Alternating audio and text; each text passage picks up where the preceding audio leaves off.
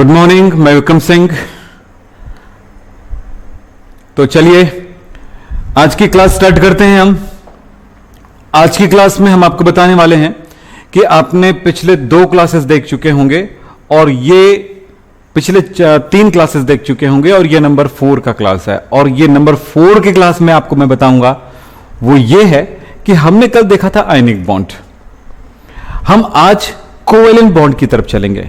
लेकिन याद रखना कि आपको जो बेसिक बातें बताई गई है कि जैसे लेविस डॉट सिंबल, ये बहुत जरूरत पड़ेगी आपको।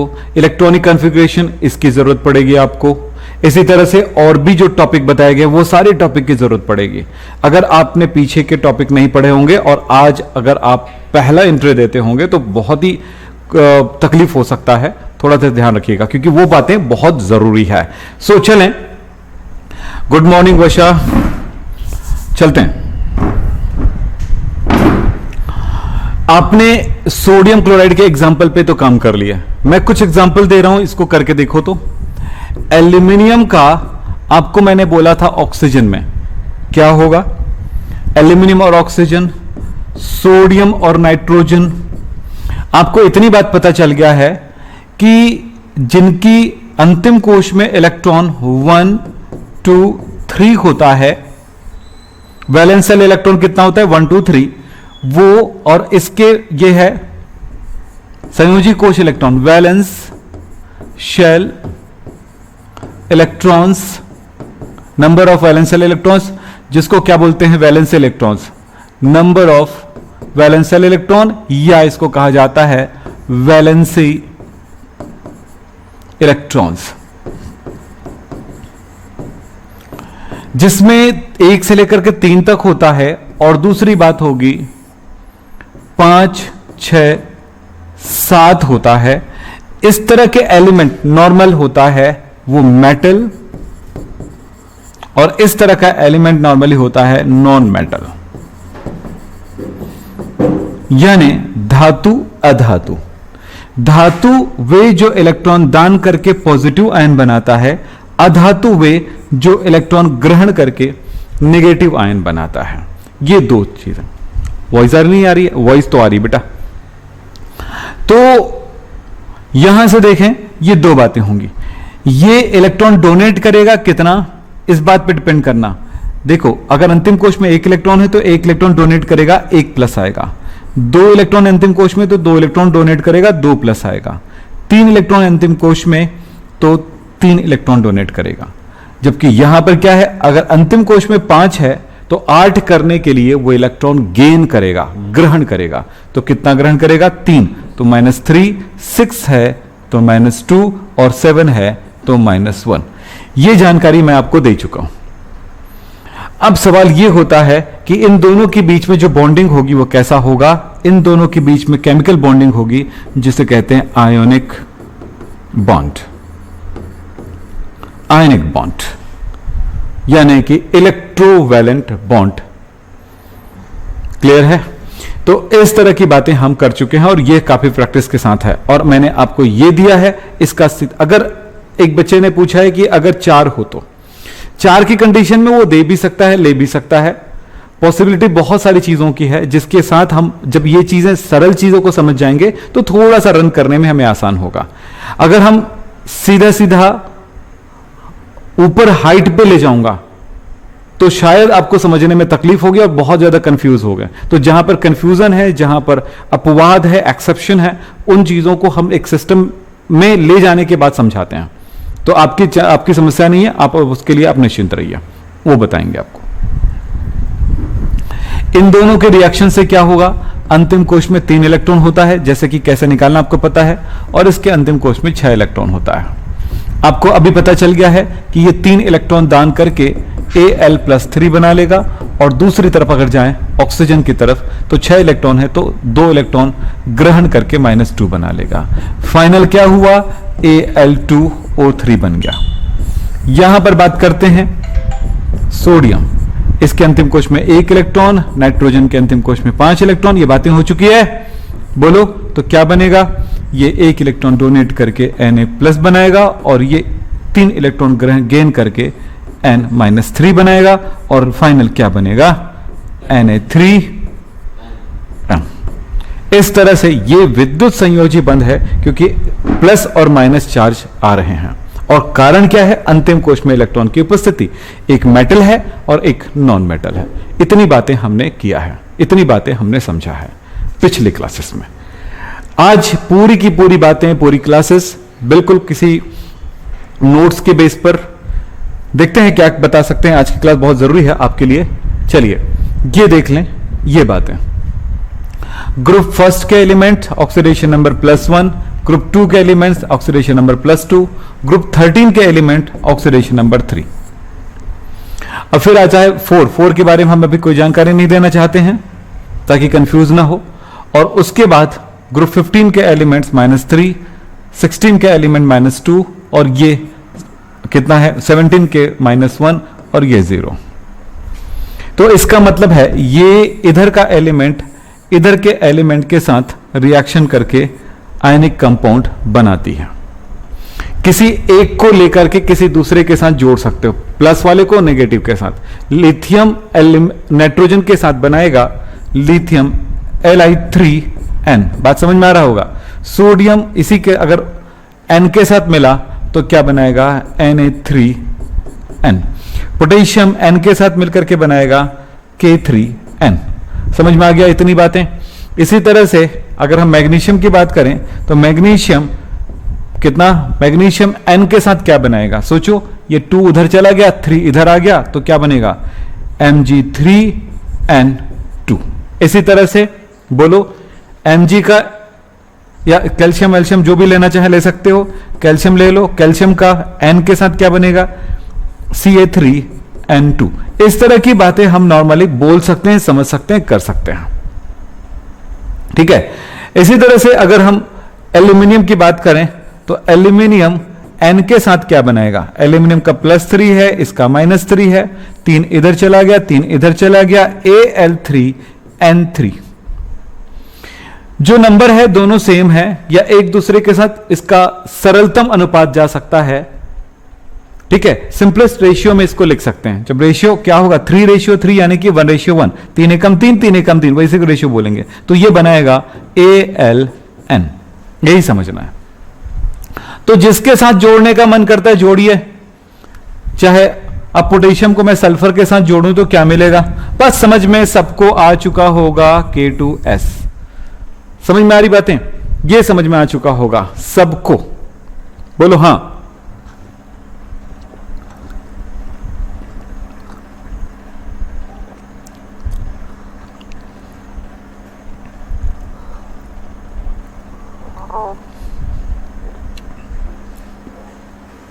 चलो इधर ध्यान दें।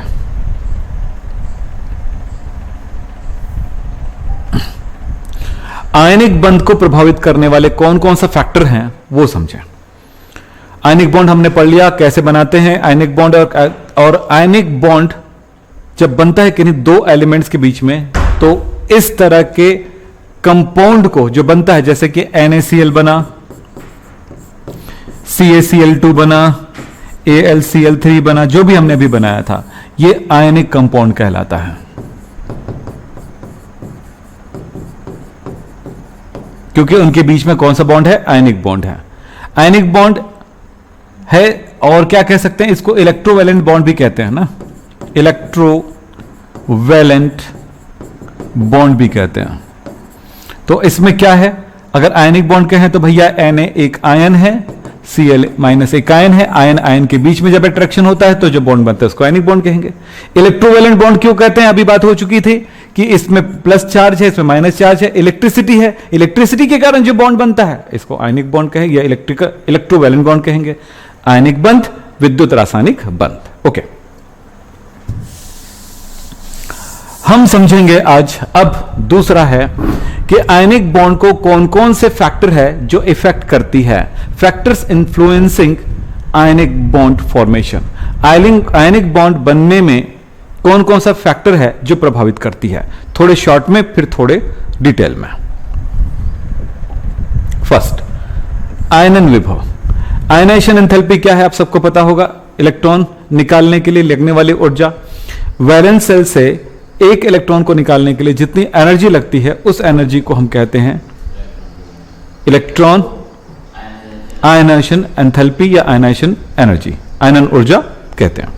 ठीक है, दूसरा है इलेक्ट्रॉन निकालने के लिए, सीधी मैं यहीं पर ऐसे सिंबॉलिक रूप में दिखा देता हूं ताकि अगर बाद में कभी कुछ बात हो, इस इलेक्ट्रॉन को निकालने के लिए जो एनर्जी लगती है, इलेक्ट्रॉन को निकालने के लिए जो एनर्जी लगती है।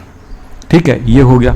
यहां पर क्या इलेक्ट्रॉन गेन एंथैल्पी, हाँ कोई परमाणु है, बाहर से कोई इलेक्ट्रॉन है, उस इलेक्ट्रॉन को लेने पर जितनी एनर्जी निकलती है इलेक्ट्रॉन गेन एंथैल्पी कहलाता है। विद्युत ऋणात्मकता, किसी दो परमाणुओं के बीच में कोई शेयरिंग इलेक्ट्रॉन है तो उस इलेक्ट्रॉन को अपनी तरफ अट्रैक्ट करने के लिए जो है ना, अट्रैक्ट करने की जो क्षमता होती है, एबिलिटी होती है, उस एबिलिटी को क्या कहते हैं? विद्युत ऋणात्मकता कहते हैं, इलेक्ट्रोनेगेटिविटी कहते हैं। और 4 है जालक ऊर्जा, यहां पर समझेंगे A+B-। अब सोडियम क्लोराइड में बात करते हैं तो इसमें Na+ और Cl- आयंस होते हैं। ये आपने देखा होगा कि NaCl जो है क्रिस्टल के फॉर्म में होता है, सॉलिड देखिए उसका, वो बहुत आपके यहां हमारे घरों में जो नमक लाया जाता है छोटे छोटे टुकड़ों में होता है, क्योंकि जैसे पानी में डालोगे वो तुरंत घुल जाए, इसके लिए होता है। बड़े क्रिस्टल भी होते हैं उसके, बड़े बड़े क्रिस्टल होते हैं नमक के, बहुत बड़े बड़े क्रिस्टल भी होते हैं नमक के। क्या होता है कि उसमें ये जो Na+ और Cl- है एक दूसरे को अट्रैक्ट करके रखती है। ऐसा नहीं कि एक Na ने एक Cl को आकर्षित करके रखा है, इसमें कुछ ऐसा समझो, Na+, Cl-, Na+, Cl-, Na+ का पड़ोसी Cl-, Na+, Cl-, Na+, इस तरह से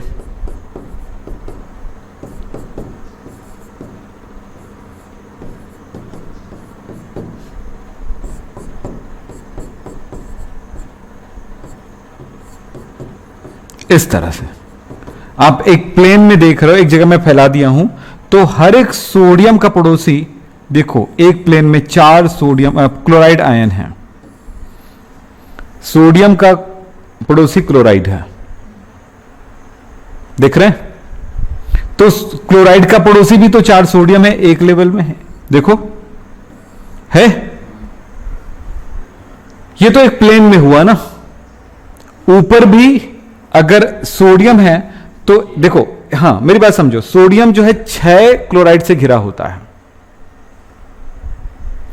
प्लेन में बात करें ऐसे फैला हुआ, तो सोडियम को 4 क्लोराइड ने घेरा हुआ है, उसके ऊपर भी एक क्लोराइड है और उसके नीचे भी क्लोराइड है, यानी कि टोटल कितने से घिरा हुआ? 6 से। यह स्थिति हर किसी के लिए होगी।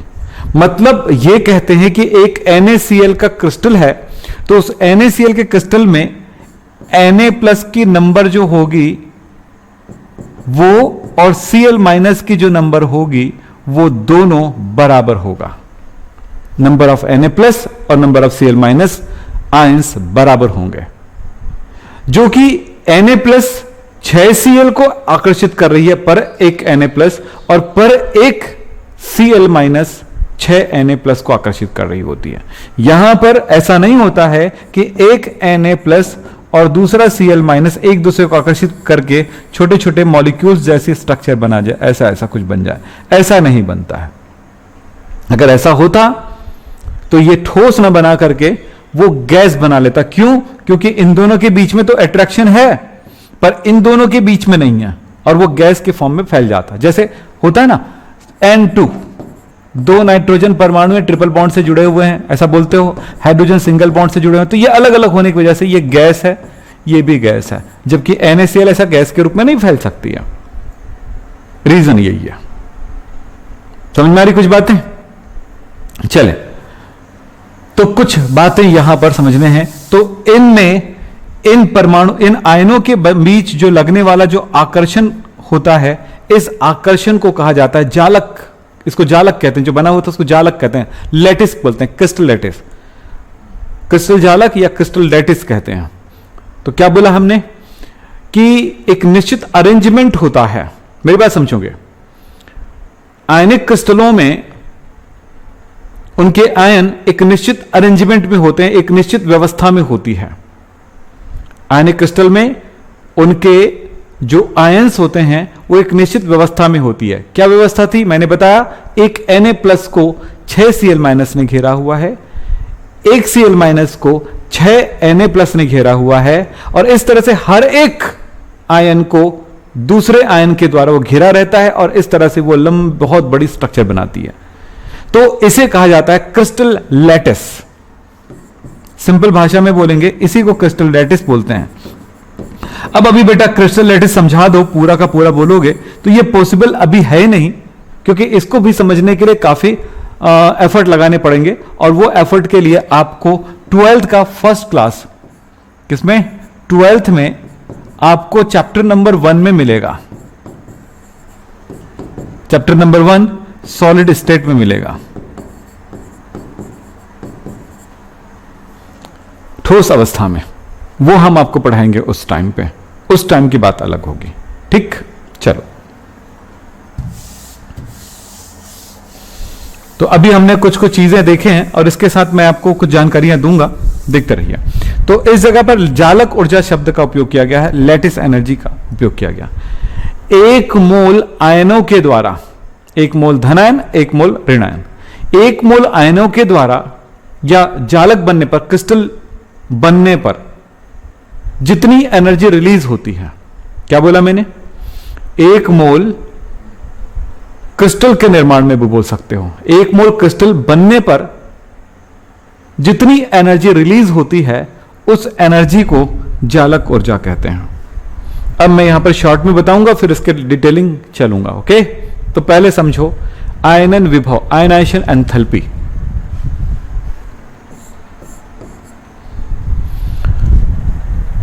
आयनिक बॉन्ड को यह कैसे प्रभावित करती है, समझें। ए को मैं पॉजिटिव और बी को मैं नेगेटिव बनाने वाला हूं, ठीक है, सिंबल के रूप में देखें। तो जो ए होगा, जो धनायन बनाता है, जो मेटल होगा, उसकी आयनाइजेशन एंथैल्पी जितनी कम होगी, जितनी लो होगी, आयनिक बॉन्ड उतना ही स्ट्रांग बनेगा। ओके, ध्यान दो। क्या बोला? ध्यान से सुनो, ध्यान से सुनो। क्या बोला? ये चीजें आप डिटेल में भी पढ़ेंगे। अभी ये छोटी बातें पकड़ में आ गई तो डिटेल सब याद रह जाएगा, ये छोटी बात पकड़ में नहीं है तो सब वॉश हो जाएगा, कितना भी पढ़ोगे।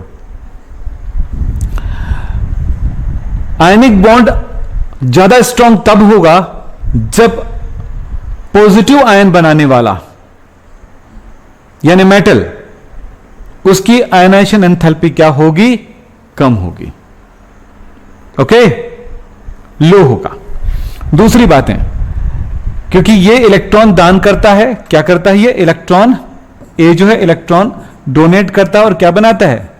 A+। अगर ये इजीली दान कर दिया, आसानी से दान कर दिया, तो फिर कोई बात ही नहीं है, सामने वाला आसानी से ले लेगा, तो स्ट्रांग बॉन्ड हो गया। अगर ए ने इलेक्ट्रॉन देने से मना कर दिया तो क्या वो आयनिक बॉन्ड बन सकता है? क्या वो A+ बन सकता है? नहीं ना।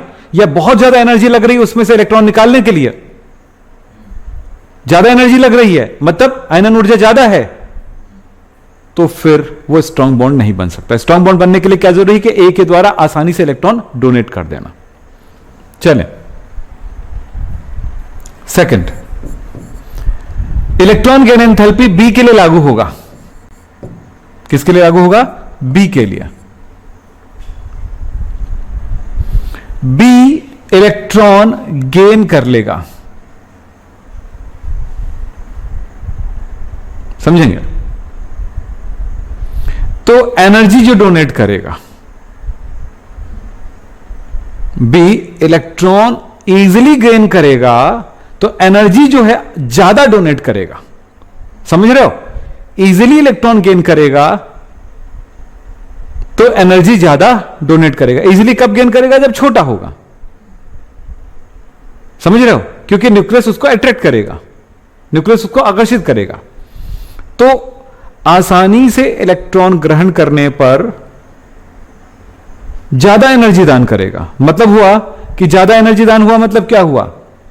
इलेक्ट्रॉन गेन एंथैल्पी की वैल्यू ज्यादा निगेटिव होना, ज्यादा निगेटिव होगा। निगेटिव मतलब निकलना, निगेटिव मतलब निकलना, ज्यादा होगा। तो इलेक्ट्रॉन गेन एंथैल्पी की वैल्यू ज्यादा निगेटिव होना चाहिए, ज्यादा हाई या मोर, ज्यादा निगेटिव होना चाहिए, मतलब अधिक होना चाहिए, मोर होना चाहिए, हायर होना चाहिए। ठीक है, हाई होना चाहिए, तब जाके आयनिक बॉन्ड स्ट्रांग बनेगा।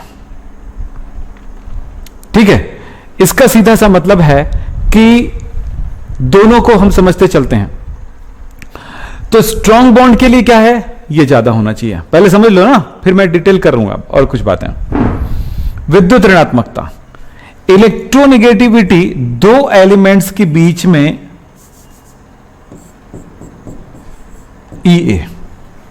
सॉरी मैं यहां पर क्या बोल दूं, इलेक्ट्रोनेगेटिविटी En ऑफ ए और En ऑफ बी में डिफरेंस ज्यादा होना चाहिए। इलेक्ट्रोनेगेटिविटी किसकी ज्यादा होना चाहिए? बी की होना चाहिए बेटा। तो ज्यादा अंतर होना चाहिए। जितना ज्यादा डिफरेंस होगा, यानी कि डेल्टा ई की वैल्यू जितनी ज्यादा, En की वैल्यू जितना ज्यादा होगी, अंतर जितना ज्यादा होगा, उतना ही अधिक आयनिक बॉन्ड होगा, आयनिक बॉन्ड का स्ट्रेंथ होगा। समझो, थोड़ा सा बताते जा रहा हूं। और जालक ऊर्जा, लैटिस एनर्जी को यू से भी दर्शाते हैं, कुछ जगहों पर EL से भी दिखाते हैं। तो मैं यहां पर यू से दिखा रहा हूं, काफी जगहों पर इसका यू से यूज करते हैं। तो यह भी अधिक होना चाहिए। क्यों? आयनों के बीच में जितना ज्यादा स्ट्रांग बॉन्ड लगेगा, उतना ज्यादा एनर्जी रिलीज हो गया, जिसको लैटिस एनर्जी कह रहे हैं। अब समझो, ये बातें कहा गया। अब इसको थोड़े से और एक रूप देते हैं समझने के लिए। आयनाइजेशन एंथैल्पी कम, तो आयनिक बॉन्ड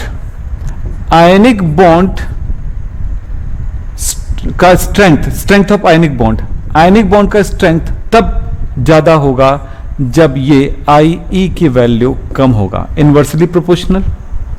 लेकिन ये सिर्फ किसके लिए लागू होगा? A के लिए, पॉजिटिव आयन, इलेक्ट्रोपॉजिटिव, क्या इलेक्ट्रोपॉजिटिव एलिमेंट के लिए, यानी कि धनात्मक के लिए, सोडियम के लिए, पोटेशियम के लिए इसकी ये कम होना चाहिए, तब ज्यादा स्ट्रांग बॉन्ड बनेगा।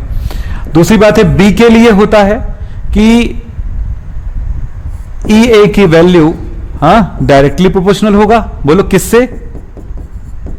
EA मतलब क्या होता है? इलेक्ट्रॉन गेन एंथैल्पी, ठीक है, जिसको इलेक्ट्रॉन एफिनिटी भी कहते हैं। थर्ड ये होगा, इलेक्ट्रोनेगेटिविटी में जितनी ज्यादा डिफरेंस होगा, तो यहां पर सॉरी यहां पर I भी लिख देता हूं, ठीक है। तो आयनिक बॉन्ड स्ट्रेंथ क्या होगा?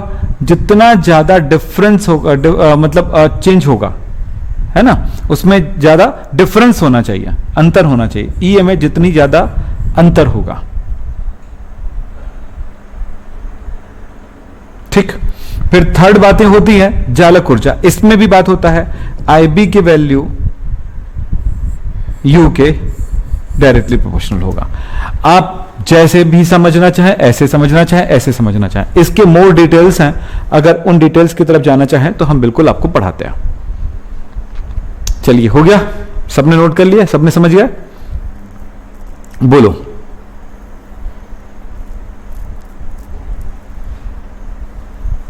ठीक, तो ये सब बातें ध्यान रखा करो। इस सब में एक ही चीज है जो कॉमन है, वो है, बता दूं कि साइज के बेस पर बात करें तो A जितना बड़ा होगा और B जितना छोटा होगा, इनके बीच बॉन्ड स्ट्रेंथ ज्यादा होगा। बॉन्ड स्ट्रेंथ, आयनिक बॉन्ड का स्ट्रेंथ ज्यादा हो, ठीक है। तो हम यहां पर बॉन्ड स्ट्रेंथ भी बोल रहे हैं, IB लिखें तो उसको बॉन्ड स्ट्रेंथ भी लिख सकते हो। Ionic bond strength, ionic bond strength, ionic bond strength, ionic bond strength, ठीक है। आयनिक बॉन्ड का की प्रबलता, स्ट्रेंथ है ना प्रबलता। ये कुछ बातें। अब हम इस बात को थोड़ा सा देख लें, इसका इंग्लिश में कन्वर्जन नहीं कर पाए हम लोग, टाइम नहीं मिला तो थोड़े से समझा देता हूं, आपको समझ में आ जाएगा, ठीक है। आयनेशन एंथैल्पी, जो बातें मैंने भी बताया उसी को मैं बोलने वाला हूं। जिस एलिमेंट का आयनेशन एंथैल्पी जितना कम होगा, उस तत्व का परमाणु उतना ही सुगमता से इलेक्ट्रॉन त्याग करेगा। मतलब आयनेशन एंथैल्पी जितना कम होगा, उतनी ही इजीली वो इलेक्ट्रॉन रिमूव करेगा, ठीक है। और जब इलेक्ट्रॉन आसानी से रिमूव करेगा तो क्या होगा, उससे वो आसानी से धनायन बनाएगा, कैटायन बनाएगा, ठीक है। इससे आयनिक बॉन्ड की जो प्रबलता है वो स्ट्रांग होगा, आसानी से विद्युत संयोजी बंध बनेगा। फिर बोल रहा है कि आयनन विभव का मान कम होता है तो धातु में विद्युत संयोजी बंध बनाने में ज्यादा आसानी से बना सकती हैं। ओके, ये बात मैंने पहले समझाया वहां पे, वो चीजें यहां थ्योरेटिकल है। चलो आगे चलते हैं। Electron gain enthalpy. Electron gain enthalpy आपको क्या है, आपको पता है। इलेक्ट्रॉन गेन एंथैल्पी जिन तत्वों के जानते हो इलेक्ट्रॉन ग्रहण करके जो एनर्जी रिलीज करती है, तो यहां पर बात होती है इलेक्ट्रॉन बंधुता यानी इलेक्ट्रॉन गेन एंथैल्पी अधिक होगी तो आसानी से ऋणायन बनेगा। यस, जो कि मैंने समझा दिया बेटा पूरी बातें, बस यहां पर थोड़ी थोड़ी बातें आपको करते जाता हूं जी, बुक में मिल जाएगा सारी चीजें, ठीक है। आप यहां से भी नोट कर सकते हो, कोई परेशानी नहीं होगी, ठीक है। फिर देखो यहां पर यह बात कहा गया है, नॉन मेटल में यह होता है, और ग्रुप नंबर 16-17 में क्या होगा, इलेक्ट्रॉन गेन एंथैल्पी अधिक होती है। यही कारण है कि वो आसानी से एनायन बनाता है। ऋणायन मतलब होता है एनायन बनाता है, negative ion B minus type का बनाता है, और विद्युत संयोजी बंध स्ट्रेंथ बहुत आसानी से बढ़ेगा। मतलब ए और बी में क्या है, ये आयनाइजेशन एंथैल्पी, इसकी देखो IE की वैल्यू और इसकी IE की वैल्यू में क्या डिफरेंस है। बट यहां पर ले लूं, ऐसे नहीं लूंगा, ऐसे लिखूंगा। IE की वैल्यू यानी आयनाइजेशन एंथैल्पी की वैल्यू A और B में देखें तो क्या होना चाहिए, A का बहुत कम होना चाहिए। दूसरी बात है इलेक्ट्रॉन गेन एंथैल्पी की बात करें तो जिसको क्या कहते हैं, इलेक्ट्रॉन एफिनिटी भी कहते हैं, ये भी बोलते हैं। तो इसमें क्या होना चाहिए, B की ज्यादा होनी चाहिए, ठीक। तो दोनों जगह पे दोनों ज्यादा होना चाहिए, एक तरह से देखा जाए तो। क्लियर हो गया। अब जब कॉपी में लिखोगे ना बेटा, जब नोट्स तैयार करोगे और प्रैक्टिस करोगे तो दिमाग में बिल्कुल आसानी से आ जाएगा। एक ही बार में नहीं बैठती ना पूरी बातें, ध्यान रखिएगा। वो तो पढ़े फिर वॉश हो गया, क्योंकि आपके दिमाग में वो टर्मिनोलॉजी ही क्लियर नहीं है, क्योंकि वो चीजें किन किन बातों में बातें करे थे हमने, वो ही भूल जाता है। तो सबसे पहली बात होता है, इसीलिए पहले हेडिंग को समझाया जाता है, वो चीजें ही आपके दिमाग में बैठना चाहिए, बाकी चीजें आप एक्सप्लेन कर पाओगे, ठीक। नेक्स्ट, इलेक्ट्रोनेगेटिविटी के बारे में हम यहां पर बातें करेंगे। बस यह कहा, जितना अधिक इलेक्ट्रोनेगेटिविटी होगी उतना ही ज्यादा बॉन्ड क्या होगा, विद्युत संयोजी बंध उतना ही प्रबल होगा, है ना, बॉन्ड स्ट्रेंथ हाई होगा, बस। और यहां पर एक एग्जांपल बताने की कोशिश किया गया है कि फ्लोरीन की इलेक्ट्रोनेगेटिविटी की वैल्यू 4.0 है, जबकि सीजियम की 0.8 है। और इस तरह से इन दोनों के बीच में डिफरेंस, दोनों 4 माइनस 0.8 करोगे तो कितनी वैल्यू आ गई, 3.4, 3.2। तो इलेक्ट्रोनेगेटिविटी में बहुत ज्यादा डिफरेंस है, इसलिए ये दोनों जब आपस में रिएक्शन करती है तो आयनिक बॉन्ड बनाता है, और आयनिक बॉन्ड की प्रबलता अधिक होती है। क्लियर? हाँ, 0.8। चलिए हो गया, 0.8 है, 0.8 भी बोल सकते हैं, 0 नहीं बोलेंगे तो चलता है। मैं 0.8 बोला ना, हाँ ध्यान रखा करो। चलिए, जालक ऊर्जा क्या होता है, यहां पर उसको हमने डिफाइन कर दिया, क्योंकि कई बच्चे ये पूछेंगे बार बार कि ये होता क्या है, तो मैंने यहां पर इसका डेफिनेशन भी लिख दिया है।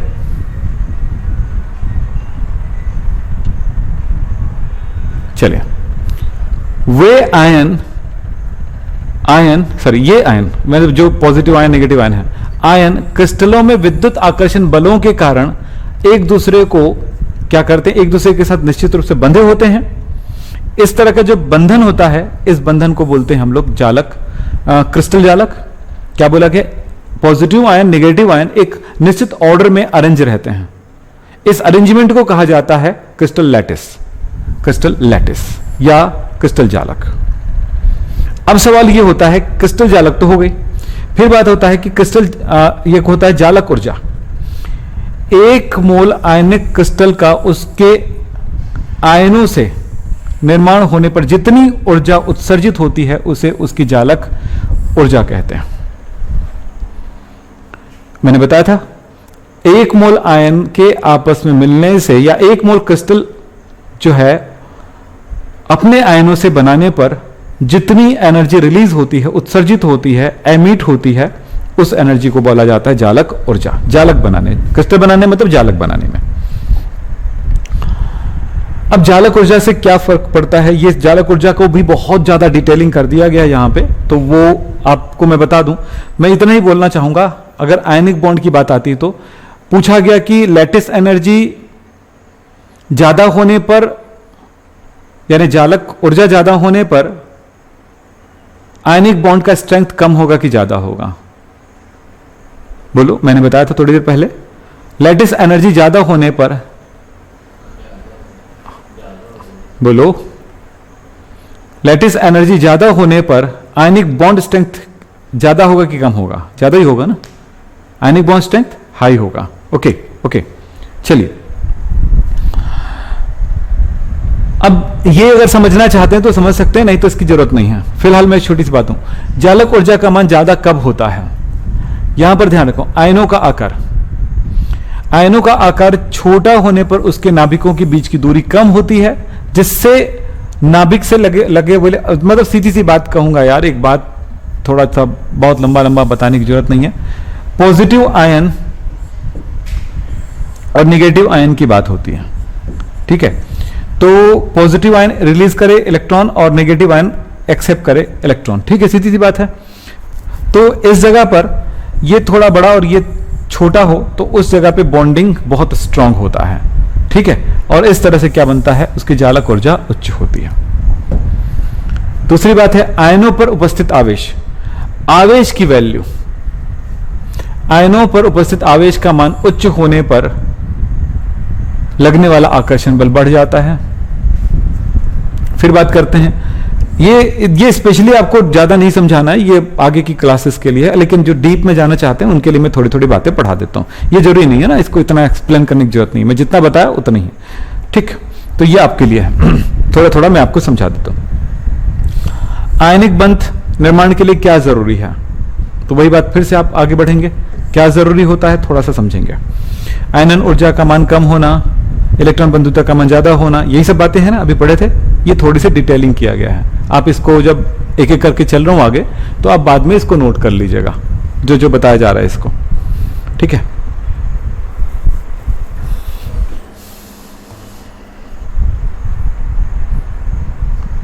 ये देखो, इलेक्ट्रॉन बंधुता अधिक होनी चाहिए, बात हो चुकी कि नहीं हो चुकी? इलेक्ट्रॉन गेन एंथैल्पी ज्यादा है, नेगेटिव ज्यादा ऋणात्मक उच्चतम होना चाहिए, तो वो हमेशा वैल्यू नेगेटिव होता है ना, इलेक्ट्रॉन गेन एंथैल्पी की वैल्यू नेगेटिव होती है, तो वो हमेशा ज्यादा ही होना चाहिए, जिससे क्या होगा, बॉन्ड बढ़ेगा। तो यहां पर एक लाइन लिखा गया है, जालक एंथैल्पी, इलेक्ट्रॉन गेन एंथैल्पी और आयनाइजेशन एंथैल्पी। आयनाइजेशन एंथैल्पी कम, इलेक्ट्रॉन गेन एंथैल्पी ज्यादा होगी, तब क्या होगा, बॉन्ड बनेगा, ठीक है? जरूरत पड़ेगी तो नोट कर लीजिएगा, थोड़ा सा रोक करके। अभी आगे चलते हैं।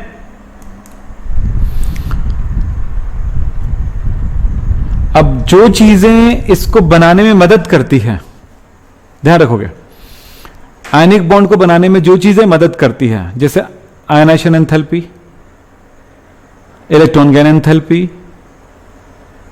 ठीक है? और हाँ, इलेक्ट्रोनेगेटिविटी में अंतर, और हाँ, लैटिस एनर्जी, ये सारी चीजें इस बात को बताएगा कि वही जैसा बताया उसी के बेस पर वो उनके स्थायित्व को बढ़ाएगा, ठीक है? यहां पर एक दो बातें मैं स्पेशली आपको बता दूं, तो एक बार आपको कोशिश कर सकते हैं और डिटेल में पढ़ने के लिए। तो देखिए, आयनों के बीच जो बॉन्ड बनता है वो कौन सा होता है? इलेक्ट्रोस्टैटिक बॉन्ड जिसको कहते हैं, इलेक्ट्रोस्टैटिक आकर्षण, अट्रैक्शन, है ना। तो ये जो होता है वो क्या लिखा है यहां पर? अदिशात्मक। इसका मीनिंग ये होता है जैसे हम लोग CH4 लिखते हैं तो एक निश्चित ऑर्डर, एक निश्चित दिशा में जमा होता है ये। लेकिन NaCl की बात करते हैं तो NaCl के एक Na+ के C कुछ से जुड़ना हो Cl- को, तो ये किसी भी दिशा में जुड़ सकती है। या हम ये कह सकते हैं CaCl2 की बात करते हैं तो भी यहां पर Ca के साथ, Ca+2 के साथ Cl- किसी भी दिशा में हो सकता है। बस वो अट्रैक्शन में रहता है, ना कि उसके साथ बिल्कुल फिक्स तरह से जुड़ा होता है, जैसे कि अभी बताया था, क्योंकि लैटिस बनाता है, वो क्रिस्टल लैटिस बनाता है। तो ये इसीलिए यहां पर बोला गया अदिशात्मक होता है, नॉन डायरेक्शनल होता है।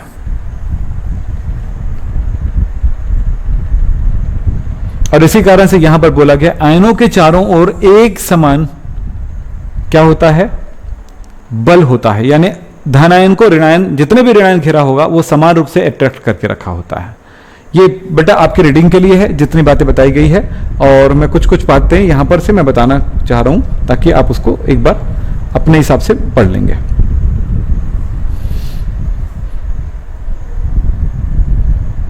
ये सब बातें हो चुकी हैं, ठीक है। तो यहां पर हम टाइम नहीं लगाएंगे, आपको एक तरह से छोटा नोट्स मिल जाए और इसको पढ़ने के लिए आपको दिया गया है, आप इसको रीड कर सकते हैं। अब आगे चलते हैं। हमने NaCl के स्ट्रक्चर के बारे में बाद में डिटेल करेंगे, अभी इसकी जरूरत नहीं है। और आगे जाकर के एक बात और मजेदार चीज पढ़ने वाले हैं, वो है जालक ऊर्जा के को कैलकुलेट करने के लिए बोर्न-हाइबर साइकिल। बोर्न-हाइबर साइकिल, ठीक है, क्या बोलेंगे? बोर्न-हाइबर साइकिल यहां पे लिखा है, ठीक है। इनके बारे में हम बातचीत करेंगे। वो ये हम एक्चुअली ये इसी चीज को कहां पे पढ़ने के लिए बोल रहा है, हमारा NCERT कोर्स कहता है कि चैप्टर नंबर 6 में जो थर्मोडायनेमिक्स का कोर्स है उसमें हम इसको पढ़ाएंगे। केमिस्ट्री में थर्मोडायनेमिक्स में चैप्टर नंबर 6 में बोर्न-हाइबर साइकिल पढ़ाएंगे और वो वहीं पर आपको क्लियर करेंगे, ठीक है। तो एक्चुअली यहां भी पढ़ सकते हो, कुछ कुछ बोर्ड में जो होता है इसी चैप्टर में पढ़ाने के लिए बोलते हैं, पर मुझे ज्यादा अच्छा ये नहीं लगता क्योंकि आपको बहुत सारी चीजों की जानकारी नहीं रहती है। सो वो बोर्न-हाइबर साइकिल आपको क्लियर समझ में नहीं आता है। बोर्न-हाइबर साइकिल को ठीक से समझने के लिए हेसिस लॉ को जानना पड़ता है, तो हेसिस लॉ के बारे में कोई जानकारी नहीं है और अब हम अभी पढ़ लें, जबकि थर्मोडायनेमिक्स आएगा चैप्टर नंबर 6 में, तो ये थोड़ी सी मुश्किल हो जाता है, इसलिए वहीं पर पढ़ने वाले हैं बोर्न-हाइबर साइकिल। ओके, चलिए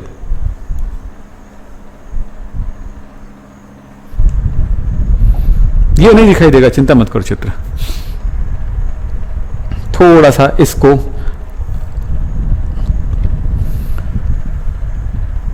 properties of ionic compound, ionic compound के क्या प्रॉपर्टी होते हैं इसको आप यहां से देखें। आयनिक कंपाउंड के प्रॉपर्टीज, इसके डिटेल्स एक बार मैं कहूंगा अपनी बुक से जरूर देखिएगा, मैं यहां पर आपको समझा रहा हूं, बहुत आसानी से समझ में आएगा। फिर हम आयनिक कंपाउंड और कोवेलेंट कंपाउंड, उन दोनों के बीच में डिफरेंस देखेंगे। जब कोवेलेंट कंपाउंड कंप्लीट हो जाएगा तो दोनों के बीच में जब डिफरेंस देखेंगे तो काफी चीजें एकदम क्लियर होती हैं। मैंने कहा जैसे जैसे हम अंदर जाते जाते हैं तो पुरानी चीजें भी ज्यादा क्लियर होने लगती है, यही होती पढ़ाई, ठीक है। इसलिए आप एकदम हड़बड़ा के मत बोलना कि ये टॉपिक नहीं समझ में आया, ये ध्यान रखिएगा, ठीक है। चले, भौतिक गुण, भौतिक अवस्था। आयनिक कंपाउंड का फिजिकल स्टेट क्या होता है? ये सॉलिड होता है। और किस फॉर्म में होता है? क्रिस्टल फॉर्म में होता है, क्योंकि वो उनके आयन एक निश्चित ऑर्डर में अरेंज रहते हैं, ठीक है। ओके, सेकंड, इसके melting point and boiling point high होता है, उच्च लिखा ही है, ठीक है। देखते जाओ बिल्कुल शॉर्ट में। कठोरता, जिसको हार्डनेस कह सकते हैं, और दूसरा है भंगुर प्रकृति यानी ब्रिटलनेस, ब्रिटल नेचर। मतलब समझो, जैसे मैं प्लास्टिक को ठोकता हूं तो वो चिपटता है। प्लास्टिक 2-3 टाइप का आती है, नरम प्लास्टिक की बात है, ठोक रहा हूं, ठीक है। दूसरी बात है, कोयले को मारता हूं तो भी टूट जाता है, क्रैक हो जाता है। पत्थर को ठोक के मारता हूं तो वो भी क्रैक हो जाता है या टूट जाता है, पट जाता है किसी भी एंगल से।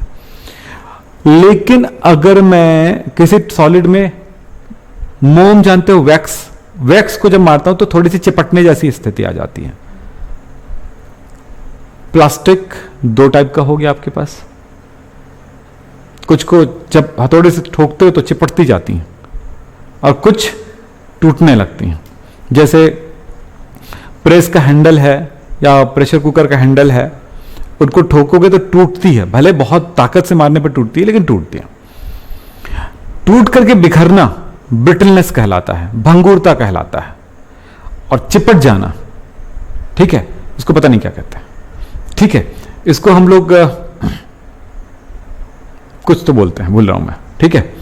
तो ये जो है, तो यहां पर कौन सी प्रॉपर्टीज आती है? ब्रिटलनेस, यानी भंगुर है। ठोकने पर ये, जैसे नमक का क्रिस्टल है बड़ा सा, उसको ठोकोगे तो भुरभुरा होकर के टूटने लगता है, तो ये स्थिति आती है। तो ये होता है भौतिक अवस्था, सॉलिड है, उच्च गलनांक क्वथनांक होते हैं।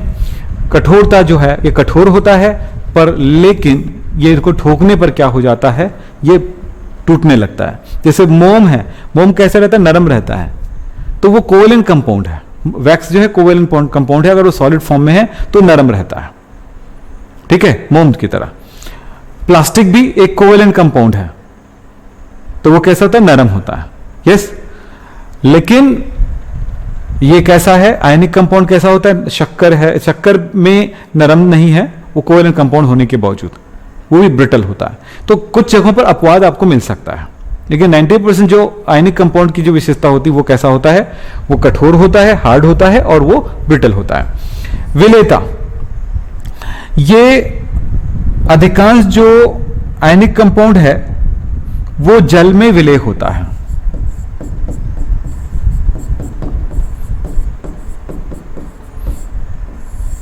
सॉल्युबल इन वाटर, जल में विलेय होता है, पानी में घुलता है अधिकांश।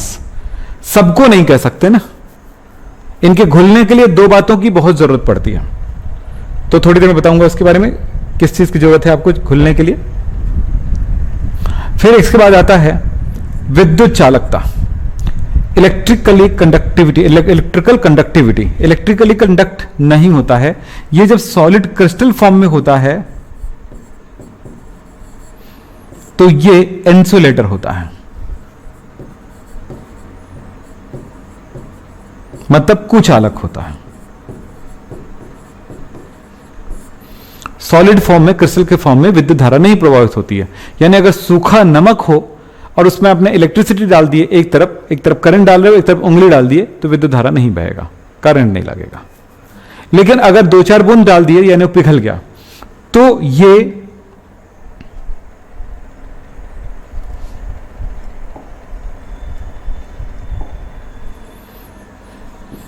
पिघली हुई अवस्था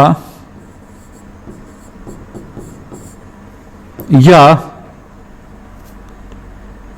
एक्वस सॉल्यूशन,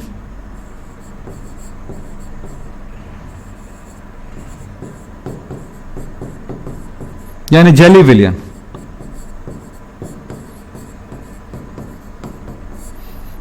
पिघली अवस्था यानी मोल्टन स्टेट।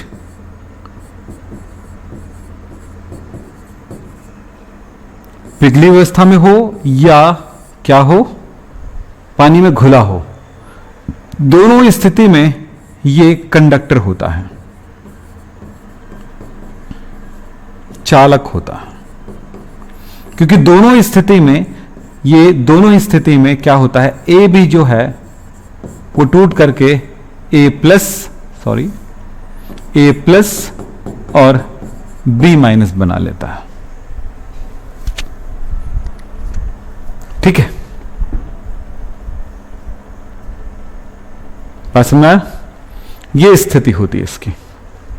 लेकिन इस जगह पर ए प्लस बी माइनस स्ट्रांगली आपस में जुड़े होते हैं, इसलिए वो क्या नहीं बना पाती है, वो विद्युत का कुचालक होता है। ठोस अवस्था में विद्युत का कुचालक होता है, लेकिन एक्वस स्टेट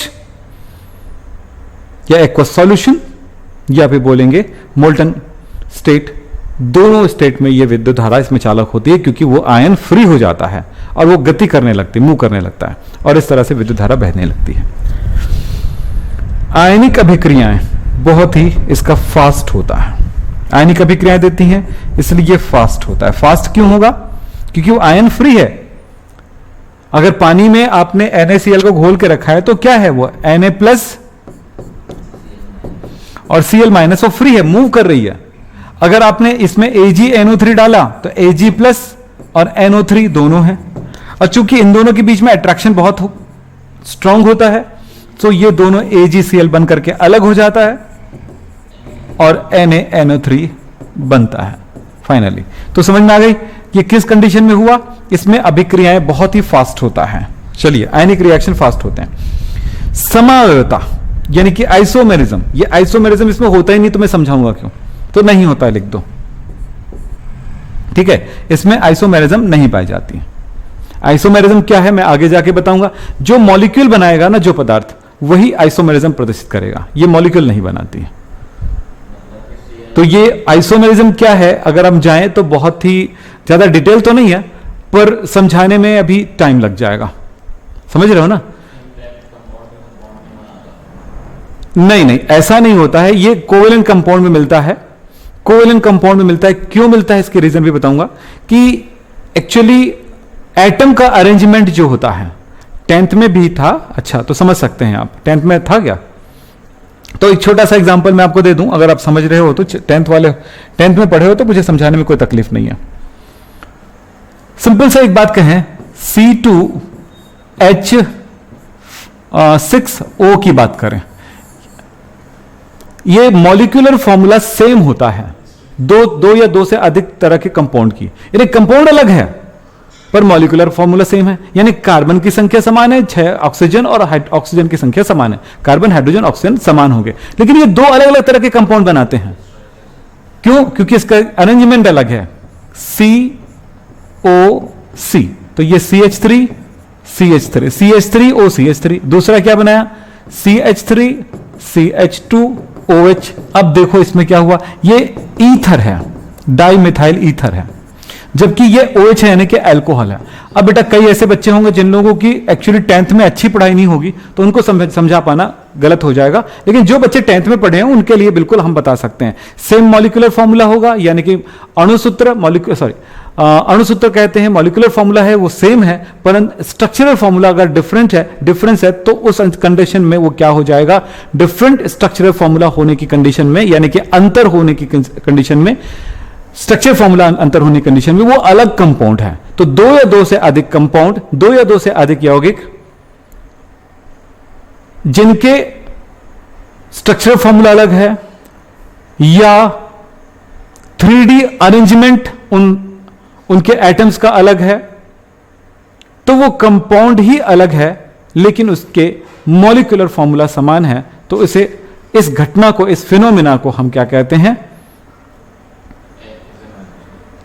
आइसोमेरिज्म। मतलब आइसोमेरिज्म इसलिए लिखे, आइसो मतलब समान, समान, और मर्स मतलब, आइसो मतलब समान हुआ, मर्स मतलब क्या हुआ? नहीं, उसके कंटेंट सेम होना, अवयव सेम होना। तो समान अवयव वाला पदार्थ, आइसोमेरिज्म को हिंदी में बोलते हैं समान समावयवता। तो इसको मैं डिटेल पढ़ाने वाला हूं, थोड़ी बहुत बातें मैंने आपको बता दी है। बहुत ही अच्छा लगेगा अगर आइसोमेरिज्म पढ़ोगे तो। ये चैप्टर नंबर 12 में पढ़ेंगे इस साल अच्छे से डिटेल में। अब मैं जो रुका हुआ था यहां पे, इसके लिए जल में विलेयता की बात कर रहा था। यहां पर इस बात पे ध्यान देना, कोई आयनिक कंपाउंड जो घुलता है उसके साथ,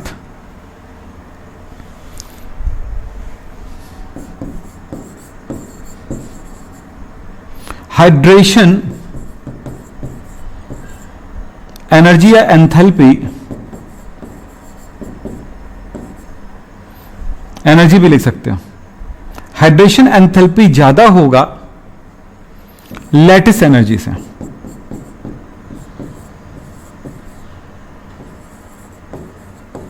तब वो घुलेगा। यानी आयनिक कंपाउंड ऐसे भी होते हैं जो घुलता है पानी में, जैसे NaCl। ये पानी में घुलता है, ठीक है। तो हाइड्रेशन एंथैल्पी को मैं आपको लिख दूं डेल्टा एच लिख देता हूं, तो ऐसे दिखा रहा हूं आपको यहां पे, और इसका कैसे दिखा दूं, यू से। तो ये पानी में घुलता है, तो इसका मतलब है delta H hydration enthalpy, actually HYDR ऐसे लिखते हैं, लंबा हो जाएगा, इसे करके छोटा लिख रहा था। हाइड्रेशन एंथैल्पी ज्यादा है और लेटिस एनर्जी या लेटिस एंथैल्पी भी कम है, तब ये घुल जाती है। लेकिन अगर मैं यहां पर बोलूं BaSO4 बेरियम सल्फेट, तो यहां पर हाइड्रेशन एंथैल्पी कम है जबकि यू ज्यादा है। तो कोई भी कभी क्वेश्चन आए इस तरह का कि भाई ये सोडियम क्लोराइड घुल जाता है पानी में, क्यों, तो जवाब देना क्योंकि उसके लेटिस एनर्जी से हाइड्रेशन एनर्जी ज्यादा है। हाइड्रेशन एंथैल्पी को हिंदी में क्या बोलेंगे, जल योजन ऊर्जा या एंथैल्पी, और इसको क्या बोलते हैं, लेटिस ऊर्जा ही बोलते हैं ना, जालक ऊर्जा, हिंदी में जालक ऊर्जा कहते हैं।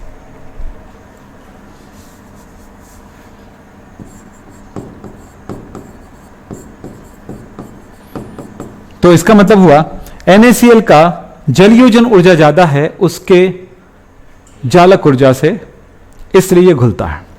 बेरियम सल्फेट पानी में क्यों नहीं घुलता है, एक ही जवाब देना, क्योंकि हाइड्रेशन एंथैल्पी उसकी जालक ऊर्जा से कम है, जालक ऊर्जा से हाइड्रेशन एंथैल्पी कम है। सिंपल जवाब देना है, 11 का पोर्शन है, ज्यादा तकलीफ नहीं होगा। और ये इस तरह का आपको क्या भी करना होता है कि आपके पास ये मिलने वाला है कि इन सारी बातों से रिलेटेड MCQs वगैरह भी करेंगे। तो ये होता है हमारा इस टॉपिक से रिलेटेड बातें, और कौन सा टॉपिक आगे हमें देखना है ये बता देता हूँ। ये फिजिकल स्टेट वगैरह के बारे में डिटेलिंग है, तुम लोगों पे डिपेंड करेगा कि ये सब जानना चाहोगे कि हम इसके बाद जितनी जरूरत की चीजें हमने तो बता दी हैं। तो आपको मैं बोलूंगा आयनिक कंपाउंड की प्रॉपर्टीज क्या होते हैं, मैंने बताया आपको, शॉर्ट में बताया, लेकिन इसके डिटेल्स लिखना है। क्या इसके डिटेल्स को और ज्यादा डिटेल करना है, ये बता दो, यस बोलो तो करा दूंगा, नहीं बोलो तो फिर ये जरूरत नहीं पड़ेगी, बता दीजिए क्या करना। क्योंकि अब मैं जहां तक समझता हूं इसको पढ़ भी सकते हो, इसके नोट्स भी बना सकते हो, बोलो क्या करना है।